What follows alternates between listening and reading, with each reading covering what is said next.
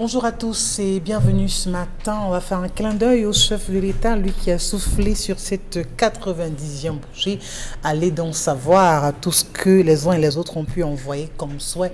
Il ne cesse d'ailleurs de souhaiter. Bienvenue à ce programme ce matin, c'est le Zénith et vous le savez, les rubriques restent les mêmes entre l'histoire du jour, la colère, la revue des réseaux sociaux, interpellation, seconde partie et les annonceurs à qui on accorde toujours la part belle également dans ce programme. Vous comprenez donc que vous avez de quoi vous mettre sur la dent durant 2 heures d'horloge. Alors, ce que vous reste à faire, c'est de vous installer comme il se doit. Et là, on va accueillir Dominique Audrey Oyengele. Bonjour. Bonjour Isabelle Carole, bonjour aux téléspectateurs. Est-ce qu'on peut dire bonne fête? Je vous souhaite bonne fête. Vous êtes concerné ou pas? Par rapport à l'anniversaire de JBB? Ah non. Elle n'a pas mis sa vie. C'est que tu l'as engagé hier. Voilà, voilà. Moi, Merci de la correction, Momo Mengan, par rapport à ce que tu as engagé hier. Le jour, j'y ai arrivé aujourd'hui. Et elle aborde d'ailleurs les couleurs de l'amour. Tout comme vous. Tout comme vous. Moi, c'est mon gendre que je veux. Donc, dans quel état d'esprit il est. Dominique Audrey, bonne fête de la Saint-Valentin. Oui, je vous aime également, Isabelle Carole, comme toutes les personnes sur le plateau, comme les personnes qui nous regardent. On nous a appris. Franchement, c'est quelle histoire? Ce n'est pas l'autre là. On nous a appris. À monsieur Tchemenge ce matin, le petit message que vous envoyez. Je vous aime. Dominique Audrey, c'est moi qui modère ce plateau. Oui, madame. À monsieur Tchemenge ce matin, quel est le message que vous envoyez? Non, j'ai aucun message envoyé. Je le fais pour vous. Prochaine histoire du jour, demain c'est moi qui lis. Merci que vous voulez beaucoup, dire, Dominique Audrey. Carole. Non, vous laissez à votre grand sœur d'envoyer le message à M. Témini. Oui, allez-y, faites-le. Non. Et vous Faites-le. On doit lire l'histoire demain. Dominique Audrey en direct. Hein? Oui, on va à l'histoire du jour. D'accord, ok. Bonjour. Je prends tout le monde à témoin. De quoi? Vous pensez que l'amour, ça se... Vous avez oublié vos expressions. L'amour, ça s'exprime. Ça se parle. Bien sûr. Et hier encore sur ce plateau dans l'histoire du jour, vous nous avez acculé en disant Sauf non que et tout. Le plateau de télévision n'est pas le lieu indiqué. L'amour que je ressens. Mais vous avez dit à la dame hier d'aller au lieu de service de son mari. Offrir des chocolats à son chéri. Dominique Audrey. Demandez-moi de le retrouver dans le pays où il se Franchement. trouve pour lui donner son cadeau. C'est ça Également. L'histoire de Donc, ce matin. L'histoire de ce matin reste également dans le contexte de l'amour. C'est un jeune homme qui dit que je suis célibataire, j'ai 29 ans. Voici l'histoire qui m'est arrivée. Un jour, je voyageais pour aller composer mon examen, le baccalauréat. On s'est rencontrés à l'agence avec une dame qui partait pour la même destination que moi. Lors de notre voyage, on avait discuté de tout et de rien. Puis, nous avons partagé les contacts. Dès qu'on arrive à la destination, elle me dit ceci. Dès que tu arrives à la maison, tu me fais signe et je te rappelle. Je lui réponds, ok, c'est compris. Avant que je n'arrive, elle m'appelle pour savoir si j'étais déjà arrivée. Je lui réponds que non. Et elle me dit, arrive bien mon amour. Dès que j'arrive à la maison, je l'appelle pour lui dire que je suis bien arrivée et elle me répond, ok, merci chérie, que je t'aime. Puis elle me dit encore que j'ai envie de partager mon sentiment avec toi, mais le temps ne nous permet pas. Mais qu'à cela ne tienne, je vais vous appeler prochainement pour qu'on en parle. Le lendemain, je la rencontre dans mon centre d'examen comme chargée de mission à l'OBC. Après avoir fini avec la composition, une semaine plus tard, elle m'appelle pour me dire que serais-tu d'accord avec mes propos? Je lui réponds oui, grande sœur.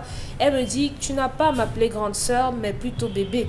Je réponds aussi ok. Un mois plus tard, le résultat de l'examen sort et elle me demande si j'ai réussi.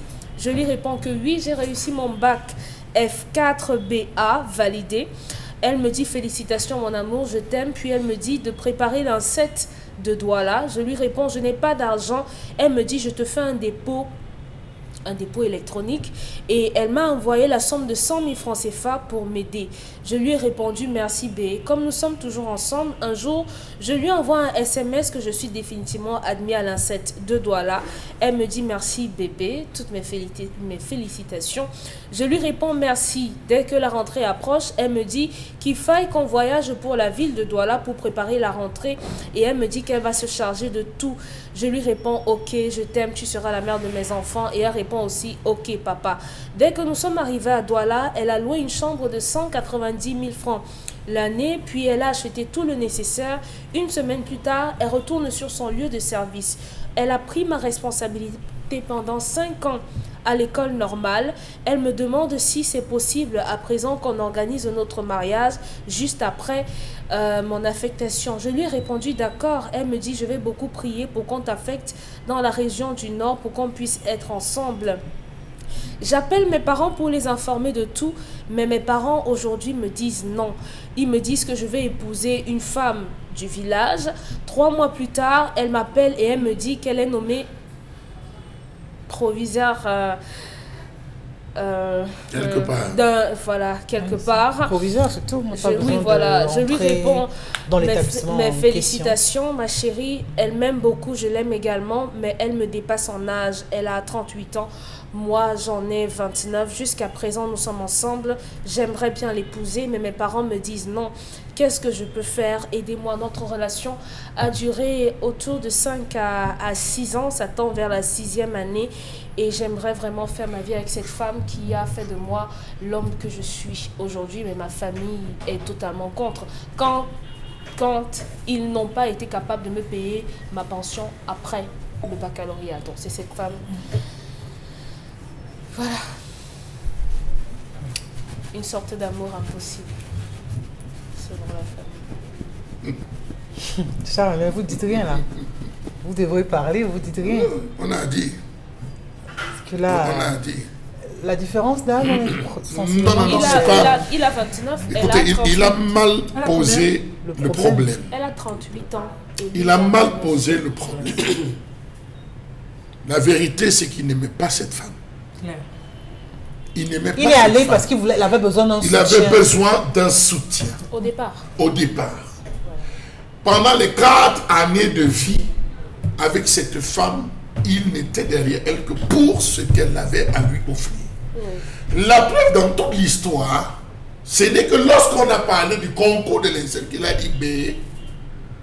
Mais elle lui a dit que non, j'ai suivi. C'est là le 100 000 francs. Mais elle a décrypté des choses. C'est vous qui avez lu l'histoire.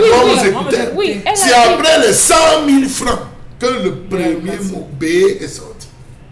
Donc vous vous rendez compte jusqu'à quel point on s'est écouté, on traite des histoires tout le temps. Donc ce gars, il a démontré qu'il était intéressé. Très intéressé. Et ça tombe même un bon jour. En allant s'amuser, en voulant s'amuser en disant non, elle est plus vieille que moi. Il le savait depuis, c'est pas aujourd'hui. Ce n'est pas ses parents qui sont en train de lui dire éloigne-toi de cette fille. Ce n'est pas ses parents. C'est lui qui a émis en disant aux parents, parce qu'un gars amoureux ne met jamais l'âge devant. Il cache à ses parents. Il cache à ses parents. Il ne dit jamais. Non, mais là, ça saute à l'œil. Non, ça ne saute pas à l'œil. Ça saute à l'œil. Ça veut donc dire que cette fille, elle n'a pas besoin de vous dire que, voilà, elle a petite Isabelle. Non, parce que ça va même donner le sentiment. Non, il ne se plaint pas de l'âge. Je veux simplement, ça pose un problème. Les parents ne veulent pas. Isabelle, à cause de l'âge. Vous avez des femmes de 40 ans qui font 27 ans. On est d'accord. Je dis, vous avez des femmes de 40, 50 ans même qui font des femmes de 39 ans. On est d'accord. Mais parfois, là... elle s'amuse à vous dire, donne-moi mon âge. Tu dis, non, tu es dans les 39, 40. Elle éclate de rire. Elle vous dit 50 ans. Donc, laissez ce facteur.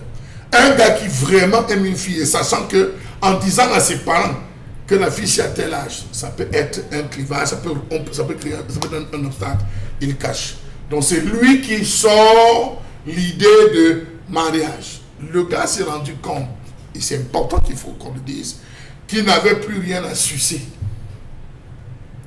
Moi, j'emploie le terme du dehors, il n'avait plus rien à sucer. Elle est proviseure. Non, elle est montée en grade. Non, elle est montée en grade, sauf que ce qu'il devait avoir. Parce que la femme lui dit que je suis en train de tout faire pour qu'on t'affecte. De mon côté. C'est là où vient la séparation. Il ne veut pas être contrôlé. Tant qu'il était de l'autre côté, ça, il n'a jamais posé. C'est depuis qu'elle a dit, mais on écoute l'histoire, que je vais tout faire pour qu'on t'affecte. Le gars dit, Massa, I don't die. Ça, c'est la sorcellerie qui va commencer. Et c'est là où le gars pose le véritable problème. Il s'est rendu compte qu'il ne l'aime pas. Cette femme a fait le mauvais choix. elle a fait le mauvais choix, elle a cru en cette relation, elle s'est livrée dans cette relation, sauf que au final, en procédant à cet investissement, le gars avait un intérêt clé, un intérêt sûr. De quelle manière l'a-t-il su le poser? Il était dans le besoin, il fallait payer la maison, il fallait payer la formation, il fallait le nourrir, il fallait l'habiller, il fallait. Sauf que Dieu a passé le temps à bénir cette femme qui ne faisait qu'aller de bien plus d'elle, qui ne faisait que gravir les échelons. Oui. Lui, il a arrivé à un stade où il ne peut pas aller la retrouver au nord. Il veut en disant que bon, ne pouvons pas lui dire non, je pose le problème à Equinox, à Dominique Audrey, en me disant que mes parents ne sont pas d'accord. Il ne nous demande pas comment faire pour convaincre ses parents. Il ne nous demande pas quelles sont les astuces pour arriver au bout. Aujourd'hui, il a eu ce qu'il veut, il veut se débarrasser d'elle. Oui, il veut se débarrasser tout simplement d'elle. C'est la stratégie. Je lui dirais, mon frère, tu ne passes pas par 20 chemins. Prends le téléphone, tu l'appelles, vous avez une discussion franche, vous avez une discussion sincère, et au bout de la discussion, tu lui dis vraiment, je te remercie pour tout ce que tu as fait pour moi, je te remercie pour tout ce que tu as apporté dans ma vie. S'il faut rembourser ce que j'ai à rembourser, je rembourse si elle est disposée à percevoir 6 centimes de remboursement. Si c'est lui qui s'est fourvoyé, qui se rend peut-être compte qu'au fond il y a de l'amour et qu'il a trop vite parlé, il trouve le juste milieu. Mais ici, on ne peut faire intervenir personne, aucun membre de famille, parce qu'il a tenu cette relation. Quand vous rencontrez quelqu'un dans la vie, dans votre vie, arrangez-vous à, les deux, à faire intervenir des membres de vos familles. Quand dans une relation, un côté se ferme, c'est l'autre côté qui dit, ah, voici mon frère, ah, voici ma soeur habite ici, mon frère à tel endroit, tu peux appeler mon frère, voilà les différents numéros. Et que de l'autre côté, il y a fermeture, vous vous rendez compte que les intérêts parfois sont visés, les intérêts sont calculés. Ici, il n'a impliqué personne dans la relation, ici, il n'a associé personne dans la relation. Donc, ça veut dire que pour vous, Charamel, il a abusé de cette femme. Oui, non, je ne peux pas dire abuser. Quand on est dans le besoin, oui, quand on est dans le besoin, on est prêt à tout. Quand on est dans le besoin, on est prêt à se coucher face à la personne qui nous offre tous les plaisirs et les rudiments de la vie. Il s'est couché en disant, voilà, parce qu'il nous dit, dans le train, dès le premier jour que la femme l'a vu, elle a flashé. Oui. Dès le premier jour, elle a commencé à appeler B, mon amour et tout. En aucun moment, il n'a envoyé la réciproque. En aucun moment, il nous a dit, est-ce que je l'ai dragué, je ne l'ai pas dragué. En aucun moment, il nous dit quand il a passé là. En aucun moment, il est intervenu. Vous vous rendez compte que c'est une femme qu'il tenait à distance sur beaucoup de choses. Il ne partageait pas de projet, il ne partageait pas de rêve, il ne partageait pas. Donc, il a créé une sorte de distance avec cette femme, profitant de ses largesses.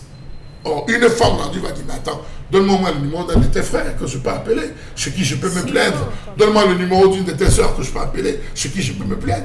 Vous vous rendez compte qu'il y a ce vide. Et aujourd'hui, il se rend compte que chaque jour qui passe, la femme est encore plus amoureuse de lui. Le degré d'amour devient plus intense. Ouais. Et la femme lui dit, d'accord, je te rapproche et on se marie. Il dit, lâche. Vous vous rendez compte, c'est celui qui n'aime pas, qui dès les premiers jours où on veut consolider la relation, commence à dire, ah, tes pieds là, hein. Tes pieds là, c'est comme si tes pieds sont là bizarres. Ta nourriture, hein, vraiment. Ta nourriture, hein, vraiment. Même ta façon de parler là, mange bien, donc tu peux me sortir. On commence à trouver tous les défauts chez l'autre. Alors, Pamela Fomen, vous vous rangez de quel côté? De ce garçon, de la jeune fille qui a tout misé, qui a tout donné pour ce jeune homme, et voilà, elle n'a rien reçu. Ce garçon, c'est un très mauvais garçon. C'est un manipulateur, il peut être jeune, mais il sait très bien ce qu'il fait. Il sait très bien ce qu'il a eu à faire à cette jeune fille. Parce que la fille n'a pas caché au départ. C'est difficile. Habituellement, ce sont des hommes qui sont plus... Parce que la femme, elle est très cachetière. La femme, même quand elle aime, elle est... Je veux dire, elle est... D'autres femmes, je fais bien de préciser, elles sont parfois réservées. Mais celle en question, la première fois qu'elle rencontre un homme, elle lui dit, cache droit dans les yeux. Je t'aime, est-ce que tu es bien arrivé, chérie? Les femmes, ça se dit pas très souvent, hein.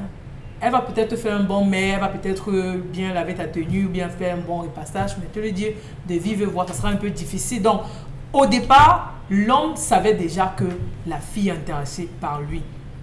Une femme qui prend 100 000 francs et vous donne, une femme aujourd'hui qui vous donne 100 000 francs. Maman, 100 000 francs du Cameroun. Parce que vous allez à l'université, vous vivez à distance. Il y a d'autres qui font un pays, qui donnent plus. Tu prends seulement le minimum de 100 000 francs. Il y a des femmes qui donnent même 2 millions. Mais celle qui te donne 100 000 francs considère qu'elle a beaucoup d'estime pour toi, pour ne pas dire qu'elle t'aime vraiment. Mais elle était consciente de ce que la différence d'âge entre eux deux pouvait être un obstacle. Oui, sauf que elle s'est entêtée. Le garçon n'a jamais refusé ses paquets. Parce que si le garçon lui disait... Non, mais je dis, la jeune fille elle-même, c'est-à-dire qu'à la base, c'est que je me mets avec un garçon qui est de 10 ans, mon jeune frère. C'est l'amour. Elle n'a jamais su. C'est l'amour. Pourquoi? Elle n'a jamais su. Un homme que vous dépassez les 10 ans, vous ne savez pas. Elle n'a jamais su. Mais Isabelle, est-ce que ça ne se fait pas? Est-ce que ça ne se fait pas? Ça se fait, c'est possible. Il y a des garçons... 10 ans. Oui. Je vous dis qu'il y a des garçons de 20 ans qui font 30 ans. En principe, c'est la première question qu'on pose.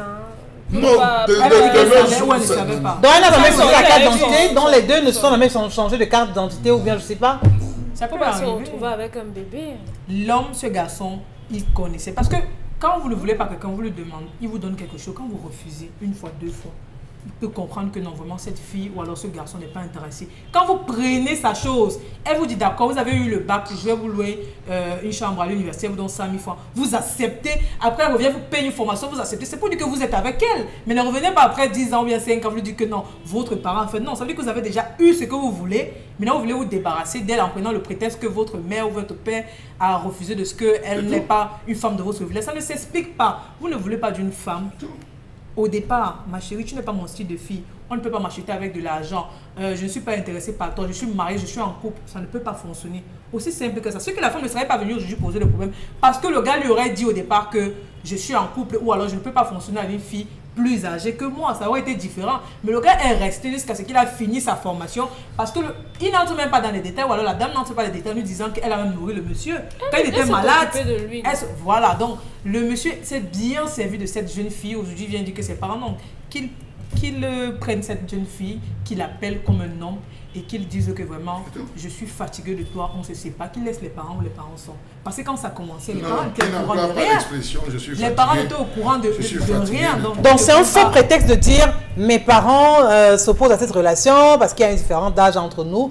Encore que la fille a comblé les vides que les parents n'ont pas réussi à combler. Et pendant ce temps qu'il était scolarisé avec l'argent de la jeune fille, qu'est-ce que les parents disaient? Il a dit à ses parents qu'il faisait un job. Peut-être qu'il n'était pas au courant. Peut-être que il n'avait pas dit à ses parents. Sa famille avait dit un an de location. 400 ou 300 c'est plusieurs, c'est toute la formation. La question d'intégration des familles. Karma existe. Bon, Mégane, la différence d'âge dans un couple, là on est à 10 ans pratiquement, disons ça comme ça pose problème ou pas? Si, ça pose problème.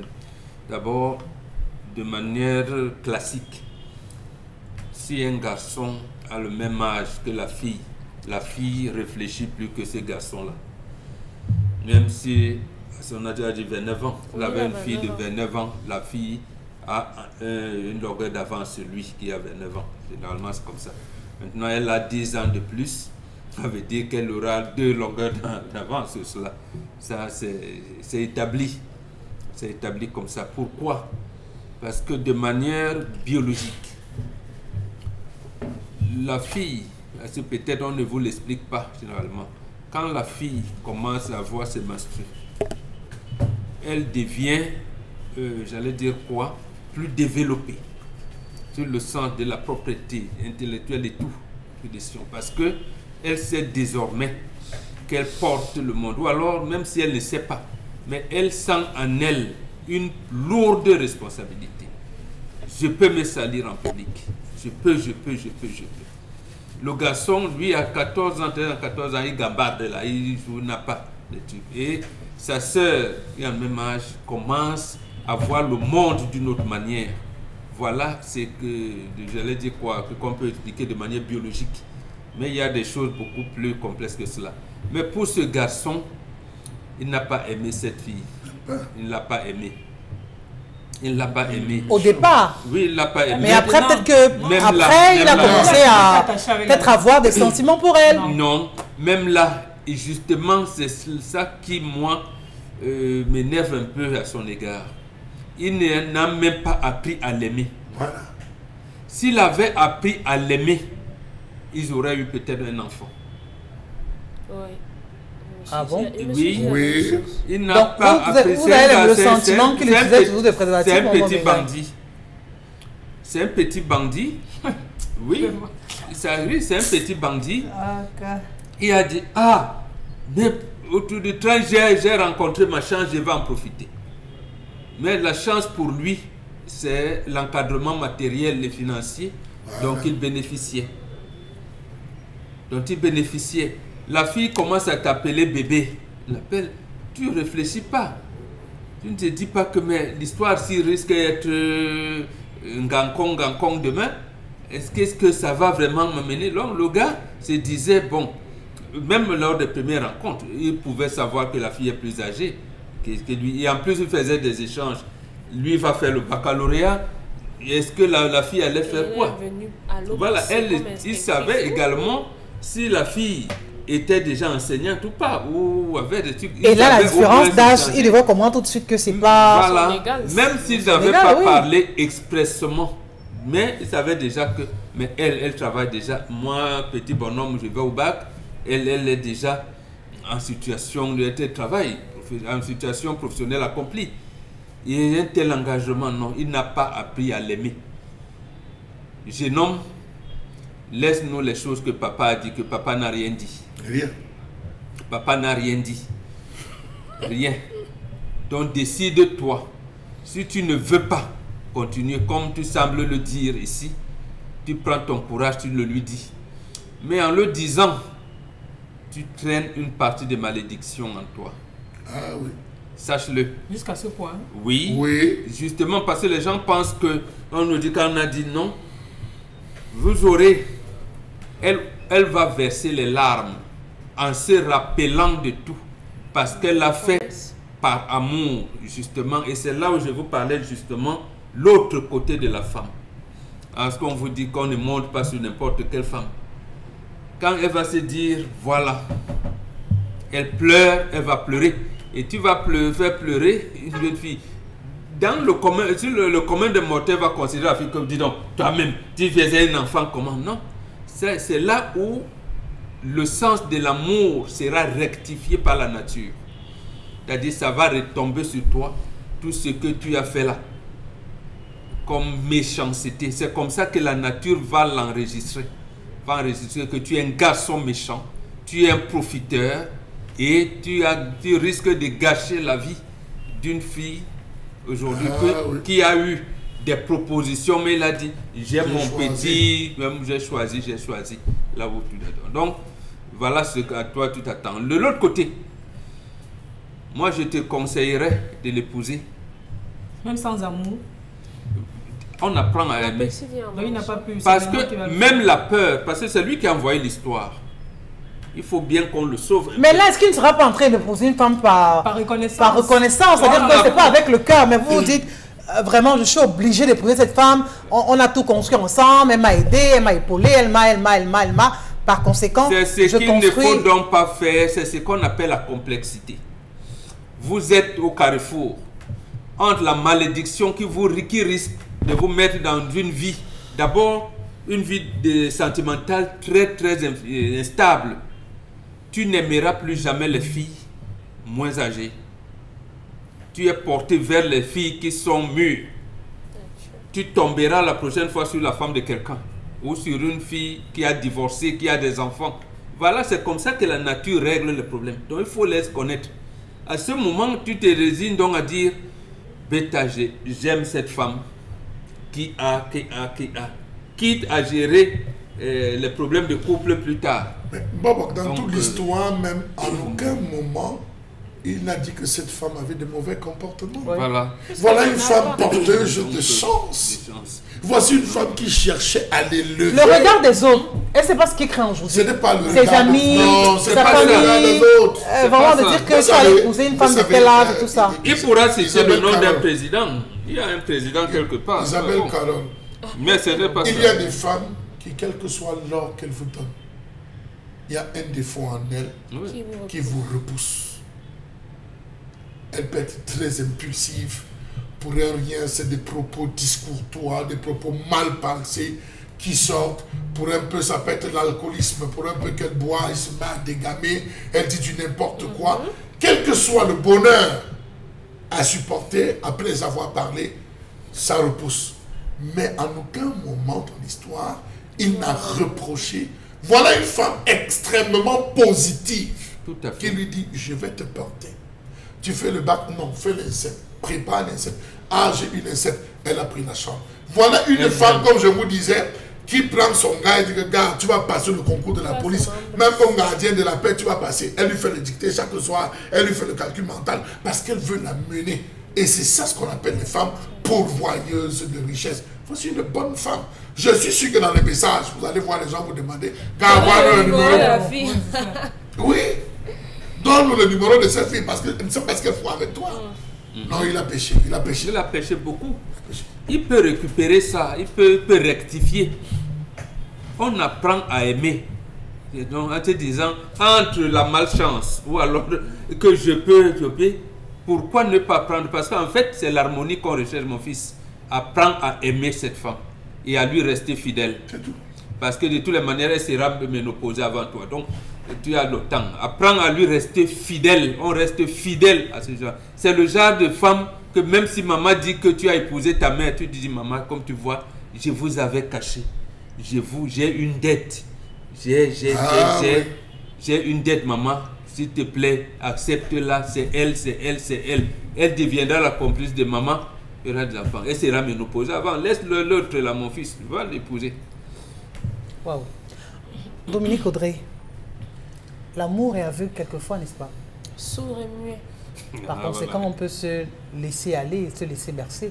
Parce qu'il y a des choses qu'on ne saurait expliquer. Je sais que peut-être si on tend le micro à la dame, elle-même, ça va, elle ne saura pas expliquer les raisons pour lesquelles c'est sur ce jeune homme qu'elle a eu ce penchant-là.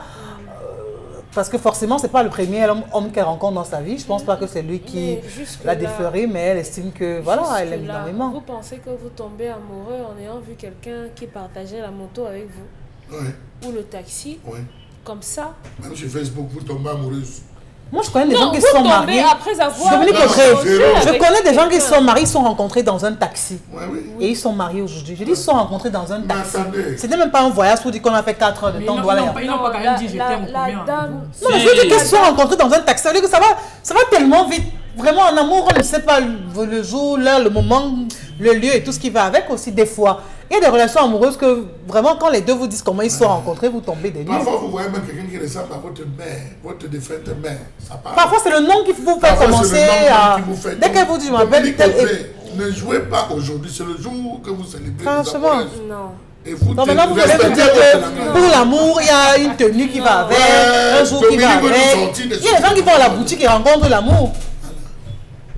C'est le premier jour qu'on s'aime alors. On commence à ça, se la bébé. question. Ça dépend. Parce que c'est le premier jour que la dame a dit au monsieur. Dominique. Il y a des gens qui font l'amour le premier soir et restent toute une vie. Ils Voilà. ne s'aiment pas. Mais là, Non, on parle il y en d'amour, a pas de qui vont sentiments. ensemble le premier soir et Ça restent se toute une cultive, vie. ma fille. On parle de sentiments. Justement, Isabelle, mais c'est pareil. C'est La pareil. dame a dit au monsieur C'est le pas même le même jour jour. que je t'aime. Je veux dire C'est pas que- le même Elle a déjà degré. rencontré le monsieur. Attendez, Mais non, quand le au fur et garçon... à mesure, ça s'épaissit. C'est-à-dire que le je t'aime du premier jour J'ai prend de rencontré... l'envergure par la suite. Non, Le je t'aime j'ai du premier jour est rencontré fait. du coup mais dans les escaliers d'Equinox. Là, je t'aime. B, appelle-moi B. Demain, je paye son loyer. Dominique Audrey. Dominique Audrey.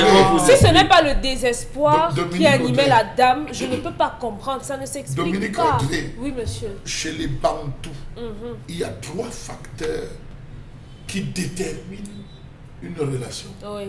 et qui l'enclenchent dès le premier L'amour, jour. c'est pas le cœur. Le sourire de la femme, Bon. la dentition. Les femmes travaillent leur dentition. La femme, c'est son sourire. Je sais. Savoir sourire. Il y a tout un musicien qui a chanté Savoir sourire. Savoir Et tout ça. sourire. Vous voyez, voilà, savoir sourire. Parce que Au le- premier inconnu qui passe, savoir sourire. Le deuxième, les cheveux de la femme. Non, je vous donne un coup. Les cheveux de la femme. La chevelure de la femme chez les Bantous a une importance capitale. On est mort. Dans chevelu, il y a perruque aussi ou quoi? Chevelure, on parle de- parce qu'il faut qu'il explique.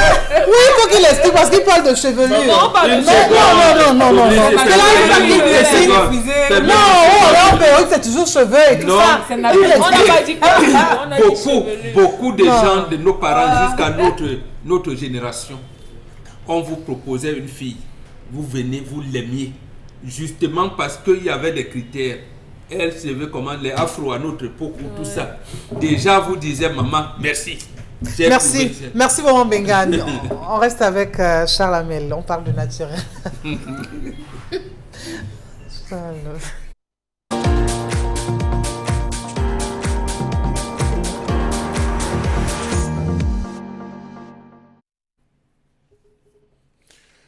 Je m'interroge ce jour sur la question de la recrudescence des conflits interethniques dans ce pays.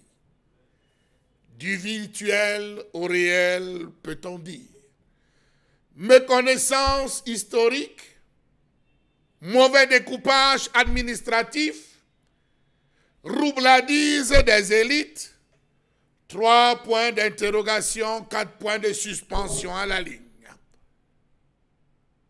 Chef traditionnel, élite, combat élite contre élite, ou tout simplement création des alliances de revers. On l'a vu à Bangou, élite contre élite, chef traditionnel contre élite, alliance de revers. Il y a quelques jours, le ministre de l'administration territoriale, Paul Atangandi, a donné un délai de 6 mois au préfet, sous-préfet, pour élaborer le fichier des chefs traditionnels. Le vrai fichier des chefs traditionnels. Pourquoi? Suivez mon regard. Il a dit que ce fichier doit retracer absolument la situation par chefferie traditionnelle. Parce que le gouvernement ne souhaite pas là corriger les manquements et dérives constatés dans la gestion du processus de dévolution du pouvoir traditionnel dans les chefferies traditionnelles au Cameroun. Le fichier demandé par le MINAT devra donc aussi indiquer le mode de dévolution du pouvoir traditionnel par chefferie et dressera autant que possible la liste des éventuels successeurs.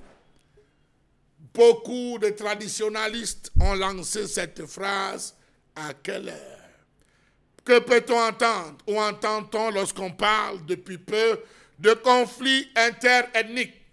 Comment comprendre que depuis quelque temps, les conflits sporadiques entre ethnies, parfois tragiques et sur presque toute l'étendue du territoire, fait penser à des lendemains incertains qui pèseraient sur ce pays?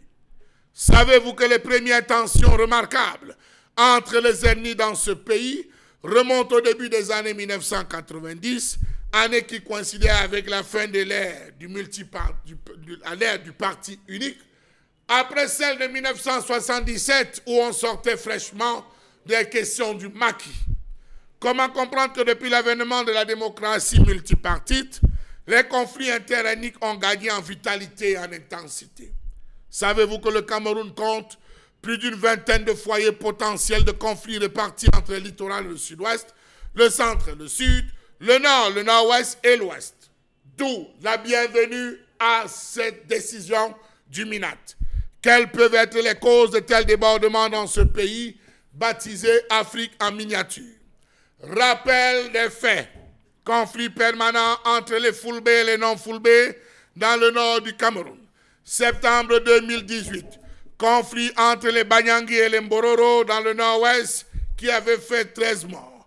17 octobre 2018, affrontement tragique en Nyokon, dans la province du centre, entre les autochtones et les Bamileke originaires de la province de l'ouest.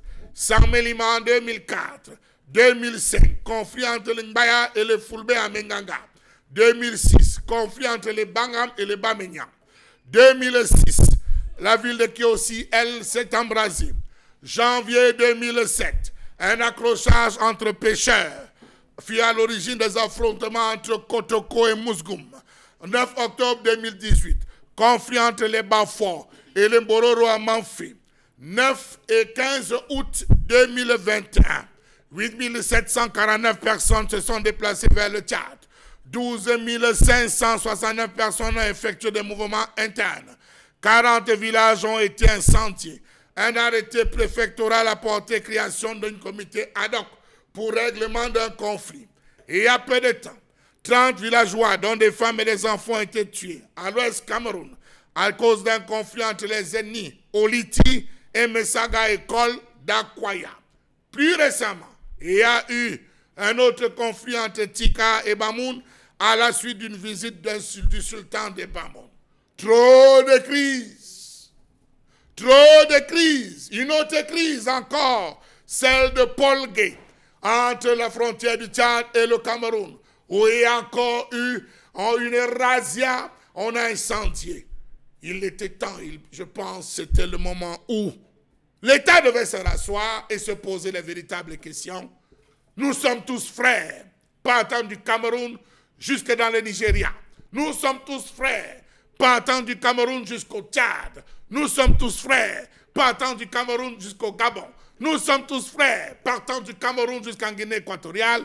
Pourquoi tout cela? Savez-vous donc que la plupart des conflits ethniques sont des conséquences de problèmes sociaux mal réglés, mal pensés, mal ficelés, mal structurés, parce que derrière, on soupçonne la présence d'élites, des élites compradors, des élites qui ont détourné, falsifié l'histoire, des élites qui, parce qu'ils permettent et ont de l'argent, se permettent de tout dire, tout trafiquer, tout comploter, sans que les véritables acteurs se retrouvent au devant. Rappelons-nous de ce qui était arrivé, on va dire, chez le président du Sénat, où les populations sont sorties alors qu'on voulait imposer un chef venant d'ailleurs. Les populations sont sorties en disant que non, sachant que ça allait donner naissance à un conflit ethnique et interethnique, on a appelé à l'apaisement.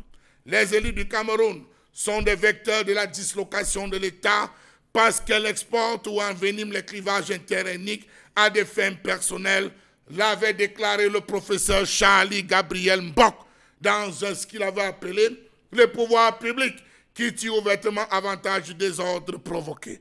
Il est temps pour tous de s'asseoir. On comprend que depuis le décret numéro 72, bar 349 du 27 juin 1972, portant organisation administrative du Cameroun, aucun texte modificatif subséquent n'a pu renverser cette tendance. Parlant du NUN, prenez le décret numéro 72, bar 349 du 27 juin 1972, vous allez vous rendre compte que 29 chefferies autonomes TICAR ont été jetées, il faut le dire, dans un autre département. Était-ce avec leur accord? 3 points d'interrogation, 4 points de suspension à la ligne. On se base sur le décret de 1977, alors que bien avant 1972, en pleine période de maquis, en pleine période, on a dû falsifier, reprocéder, repenser un nouveau découpage administratif, histoire de mettre les plus forts, ceux qui ont collaboré avec l'État, au devant, et prendre ceux qui avaient des tendances UPCistes et dans le maquis, on les a ravalés pour qu'ils soient écrasés. L'histoire finira tous et toujours par triompher, raison pour laquelle on parle méconnaissance historique, mauvais découpage administratif, au roublage, roubladise des élites. Merci infiniment, Charles Hamel. Vraiment très belle peinture de ces conflits qui ne cessent malheureusement un peu plus chaque jour de l'ampleur encore. Et ce matin, on a le privilège d'en parler sur ce plateau et avec vous, qui nous regardez aussi, qui avez cette possibilité de laisser votre commentaire par rapport à cette thématique qu'on évoque aujourd'hui, des conflits intercommunautaires. Momo Mbingane. Partent de quoi à la base? Ignorance, de l'amour qui ne fait pas son lit dans les cœurs, de cette séparation, cet esprit de division qui anime les uns et les autres, ou alors on est simplement victime de manipulation de la part de certaines personnes quelquefois? Non, ça naît de 2 choses.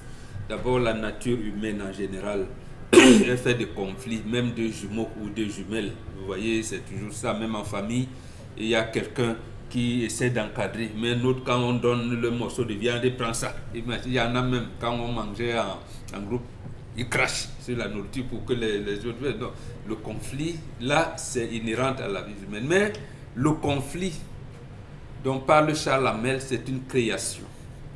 Création de l'administration coloniale. C'est pour cette raison que nous parlons, lorsqu'on parle de la nature de nos États, et nous vous disons que nous sommes dans des enclos coloniaux. Étant dans des enclos coloniaux, faites comment? Ondondong est président d'une famille qui est au Cameroun, au Gabon et en Guinée équatoriale. À l'époque, ils vivaient en commun. Maintenant, il faut prendre les visas pour y aller. C'est-à-dire, même lorsqu'il y a un conflit entre la Guinée équatoriale et le Cameroun, ou le Gabon, les frères et sœurs qui sont de l'autre côté de frontière, on ne leur permet pas, j'allais dire les États, hein, je parle de l'État, l'État ne leur permet pas de dire, mais vous êtes des frères, qu'est-ce qui se passe même? On a créé ces clivages-là. C'est ça qui arrive à tous les niveaux pour obéir au vocable diviser pour mieux régner. Vous savez, ces conflits qui existaient notre époque entre tel et tel amis, ça a toujours existé ainsi, ou même les installations. Lorsque les Occidentaux arrivent, ils déportent leurs conflits chez nous. C'est pour ça que vous entendez les gens dire « Ah oui, mais vos guerres là, est-ce que vous les avez même déjà résolues ?» Non, on avait les mécanismes de résolution de conflits qui étaient sur la base de « Il n'y a pas deux personnes qui ne s'entendent pas, il n'y a que deux personnes qui n'ont pas encore causé. » Nous, on n'avait pas les prisons. On n'avait pas de prisons.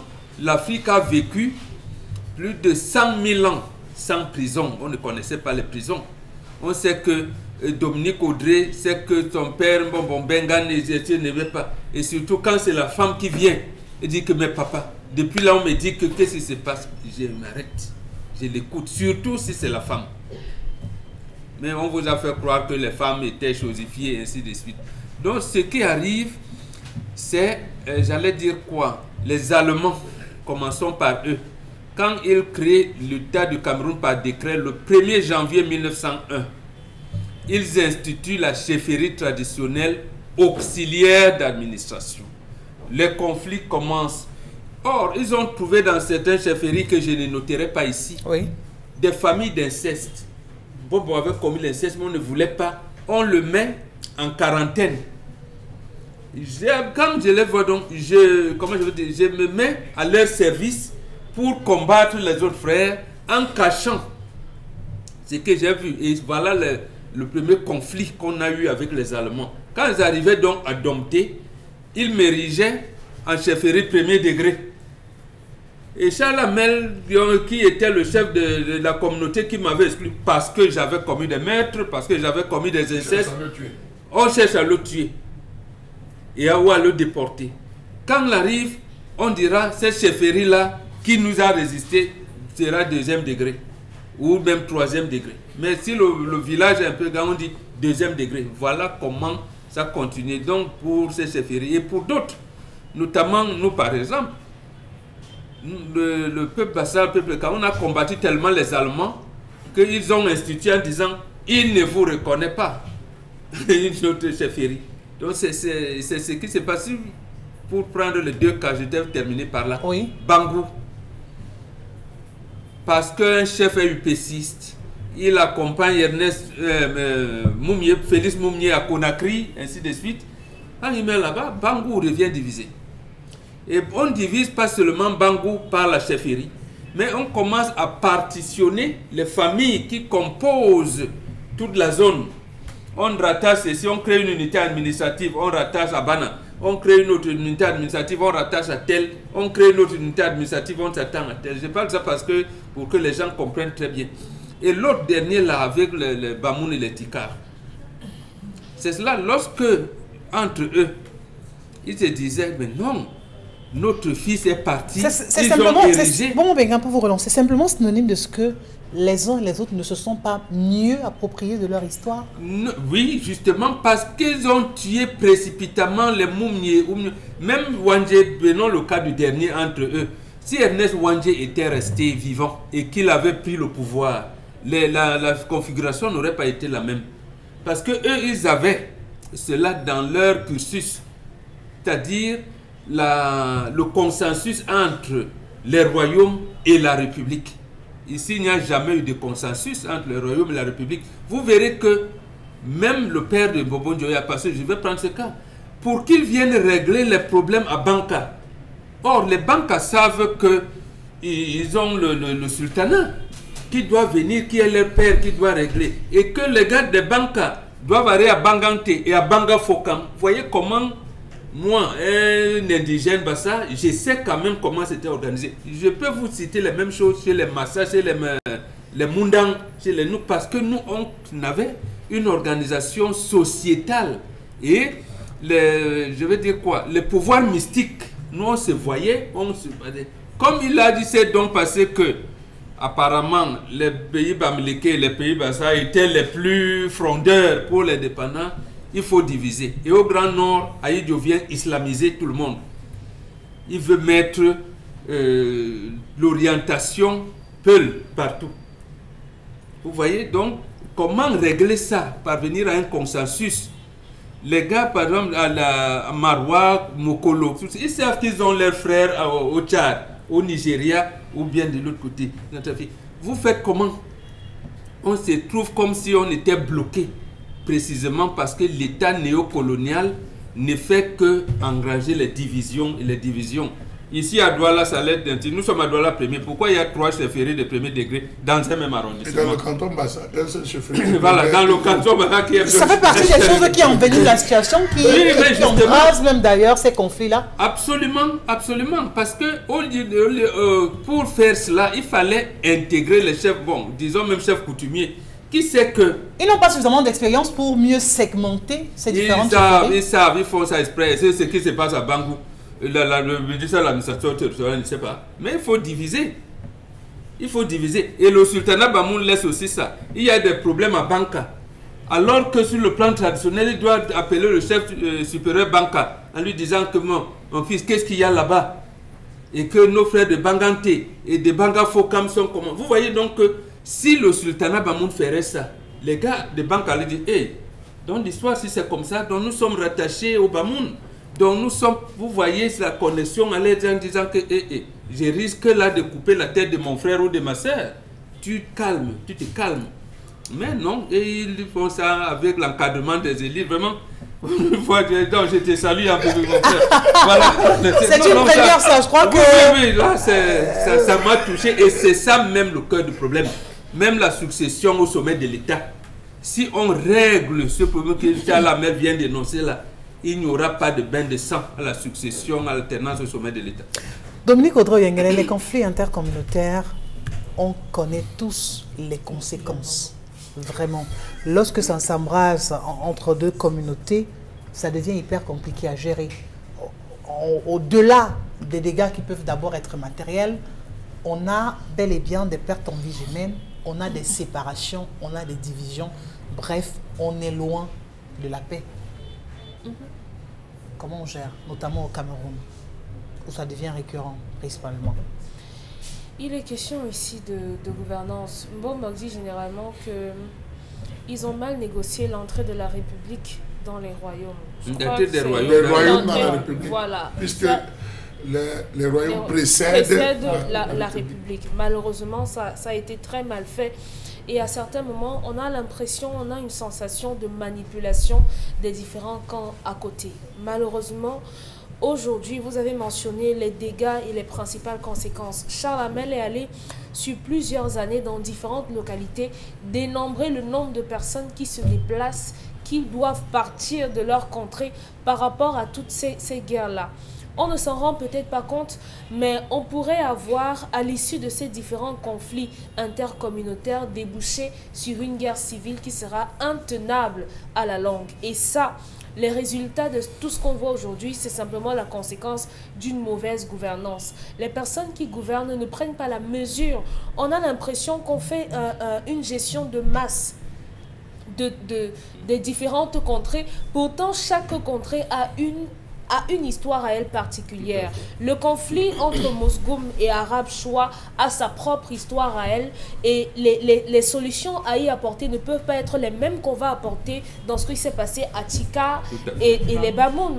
Mais sauf que on a la sensation qu'on dit c'est une bouteille d'eau. pour tout le monde et c'est ça qui va régler le problème. Donc il faut gérer les différentes particularités pour pouvoir avoir la paix. Pamela Fomen, aujourd'hui, avec ces conflits, les causes sont extrêmement divergentes, vraiment, d'une communauté à une autre. Mais on retient une seule chose, ces conflits existent, perdurent même d'ailleurs. Et là, l'on devrait s'inquiéter et s'activer à avoir des discours, si ce n'est des actes, qui soient plutôt pacifiques, de conciliation.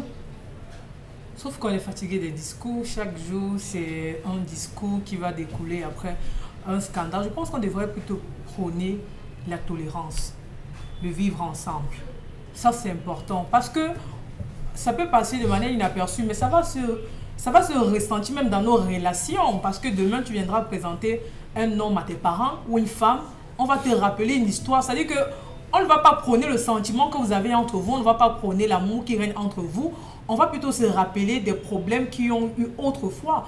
Pour revenir sur le cas Bamoun, c'était une situation qui pouvait facilement se gérer avec un peu de tolérance, sans toutefois bafouer la tradition de X ou bien Y tribune, mais ça aurait été géré autrement au lieu de voir ce qu'on a pu voir avec des casses, des pertes en vue. Non, je pense que si on prônait la tolérance, le respect, parce que pour un peu que ce soit, qu'est-ce que je vais dire, que ce soit une succession, oui. On a affaire à un scandale, que ce soit pour une prise de parole déplacée, on a affaire à un scandale. Non. La personne qui est censée réguler cela doit le faire. Si c'est l'État camerounais, je pense que l'État doit se mettre à l'œuvre pour réguler cela. S'il s'agit d'un problème entre les chefs traditionnels, ils doivent s'asseoir et réguler cela. Parce qu'aujourd'hui, c'est entre eux, demain, ça serait entre frères et sœurs que la mère épousait tel, le frère épousait tel, et puis on aura les mêmes problèmes dans nos domiciles. Merci, une seconde, justement. 2 secondes, oui, ce qui a créé ça, il y a un décret français, parce que l'État du Cameroun est né dessus du décret français, décret numéro 57/501 d'avril 18 avril 1957. Et l'article 2 de ce décret dit: le jour où les Camerounais se réuniront ensemble, ils décideront de ce que sera leur État. Charles Amel, ces conflits sont extrêmement sanglants. Qu'est-ce qu'on fait? Écoutez, c'est grave. La situation est grave parce qu'aujourd'hui, le découpage administratif, là où il faut le plus travailler, c'est celui de 1972. Tout à fait. C'est le plus... Voilà ce sur quoi beaucoup... Et ce n'est pas donné. On dit, allez, 1967, 1977, mais il y a eu un découpage administratif de 1972. Absolument. Vous avez 26, je prends le cas de Tika parce que j'ai eu l'occasion de tomber sur ce décret de découpage administratif, l'organisation administrative. On dit 29 chefferies, Tika, autonomes, ont été jetées dans le nom. Aujourd'hui, elles réclament leur autonomie. Elles ont toujours été autonomes. Quelle était la raison pour laquelle elles se sont retrouvées là? Vous avez dans l'Indé des chefferies qui n'ont jamais été, ça veut dire, administrées, qui n'ont jamais livré la guerre, qui se sont installées, qui ont acheté leur terre. Elles se sont installées. Elles ont toujours été autonomes. Je dis bien toujours été autonomes. Mais du matin, du jour au lendemain, on vient vous dire que c'est telle personne qui vous commande. C'est telle personne qui est au-dessus de vous. Ça sort d'où?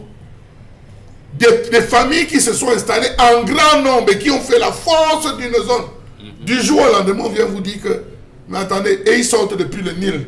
En sortant du Nil, ils se sont arrêtés. En sortant du Nil, ils se sont arrêtés dans une zone Bama. Ils ont laissé leurs frères sur toute la zone.